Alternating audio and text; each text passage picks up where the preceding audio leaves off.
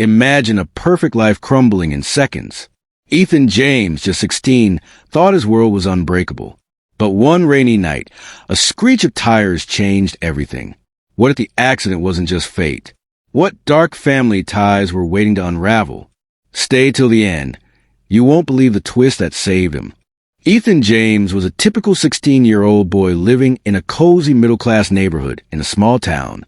His home wasn't a mansion, but wasn't struggling either, just comfortable with enough for a good life. Ethan lived with his loving parents, Mr. and Mrs. James.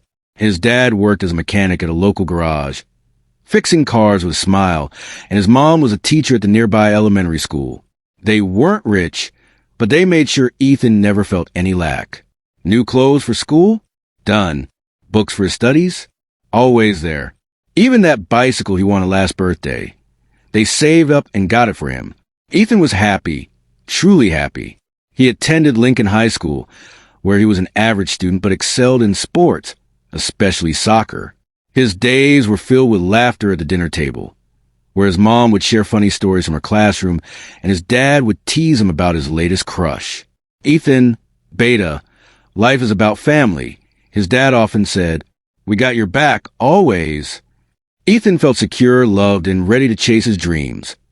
Maybe become a pilot one day, soaring high like the planes he watched from his rooftop. But Ethan's family wasn't alone. His dad had a brother, Uncle Robert, a kind man with good morals, or so everyone thought. Uncle Robert lived a few blocks away with his wife, Aunt Lisa, and their 2 kids. Cousin Jake, who was 14 and full of energy, always playing video games. And cousin Emily, 16, who shared Ethan's love for books and was like a sister to him. Uncle Robert treated Ethan like his own son. During family gatherings, he'd ruffle Ethan's hair and say, "Your family, kid. Anything you need, I'm here." The cousins got along great. Jake would drag Ethan into backyard football games, and Emily would help him with homework. It was all picture perfect. One fateful evening, everything shattered. The James family was returning from a cousin's wedding function. It was a joyful night, dances, food, and endless chatter. Ethan sat in the back seat, scrolling through photos on his phone, grinning at the silly selfies with his parents. The road was slick from recent rain, and the car hummed along the highway. Suddenly, out of nowhere, a truck swerved into their lane. Screams echoed. Tires screeched. Metal crunched. The world spun in chaos. Ethan woke up in a hospital, bandaged and bruised, but alive. The doctor said it was a miracle. He had only minor injuries. But his parents, they didn't make it. The news hit like a thunderbolt. Ethan cried for days, his world collapsing. "Why me? Why us?" he sobbed alone in the empty house. The police called it a tragic accident, but whispers in the town hinted at something more. Was the truck driver drunk? Or was there foul play? No one knew yet, but the mystery lingered, adding to Ethan's grief. With no other close relatives nearby, Uncle Robert stepped in. At the funeral, he hugged Ethan tight. "You're like my own son, Ethan. Come live with us. We'll take care of you." Grateful and lost, Ethan moved into Uncle Robert's home. It was a modest 3-bedroom house, similar to his own. Aunt Lisa cooked his favorite meals. Jake shared his toys, and Emily comforted him during sleepless nights. "We're family," she said. Ethan continued school, and if he needed books or fees, Uncle Robert handled it without a word. Life seemed to stabilize, though the pain of loss never fully faded. For 2 years, it was okay. Not perfect, but bearable.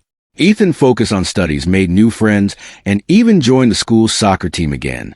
But deep down, a nagging feeling grew. Why did Uncle Robert suddenly ask about his dad's old property papers? Then, after those 2 years, the nightmare began. It started small. Aunt Lisa asked Ethan to fetch groceries more often. "Ethan, be useful," she'd say sharply. Uncle Robert, once kind, began ignoring him. Cousin Jake mocked him during games, calling him the orphan kid. Emily, who used to be close, distanced herself, whispering with her mom. Suspense mounted. Ethan overheard hushed talks about the inheritance. His dad's property, a small house and some savings, was supposed to be Ethan's. But Uncle Robert had quietly taken control, claiming it was for family needs. Soon, they treated him like a servant. Ethan cleaned the kitchen. Aunt Lisa barked.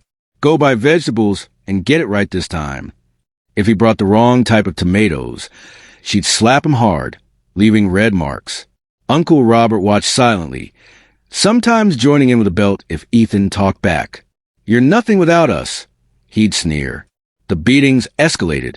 A punch for spilling water, kicks for forgetting chores. Ethan's school? They stopped it. No need for education when you can work here, Uncle Robert declared, pocketing the school fees for himself. Ethan, now 18, felt trapped. Nights were filled with tears and fear. What happened to the uncle who called me son? He wondered. Urgency built as bruises piled up. He had to escape, but how? The town gossiped, but no one helped. Suspense peaked. Was Uncle Robert behind the accident? Ethan found old letters hinting at jealousy over property. One day, hope flickered. Mr. Harris, his dad's closest friend and a local businessman, visited unexpectedly. He'd been out of town, but heard rumors. Seeing Ethan's black eye, he was shocked. This isn't right, son. Secretly, he contacted Ethan's maternal uncle, Uncle Mike, his mom's brother, who lived in another city and had been distant but caring. Uncle Mike, a successful lawyer, rushed over. Ethan, I'm here now, he said, hugging the broken boy. The confrontation was intense. Uncle Mike stormed into Uncle Robert's house with police. You've abused him and seized the property illegally. Evidence poured out. Forged documents, witness statements from neighbors about the beatings. Uncle Robert and Aunt Lisa denied it, but the proof was overwhelming. Suspense resolved. The accident was truly random, but the greed was real. Police arrested them for fraud, child abuse, and property theft. Jake and Emily were sent to relatives. Their world upended too. Uncle Mike took Ethan home to his city, a warm apartment filled with love.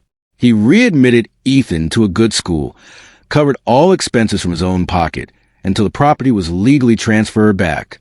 Your family, Ethan. Let's rebuild. Ethan, emotional and relieved, started healing. He excelled in studies, joined soccer again, and dreamed big once more. Life returned to normal. Happy meals, supportive talks, and a future bright. But Ethan's story teaches us family isn't always blood, and greed can destroy bonds. What do you think? Could you forgive such betrayal? Or what's your take on hidden family secrets? Drop a comment below. Share your thoughts, or tell me a similar story from your life. Like and subscribe for more emotional tales that keep you hooked.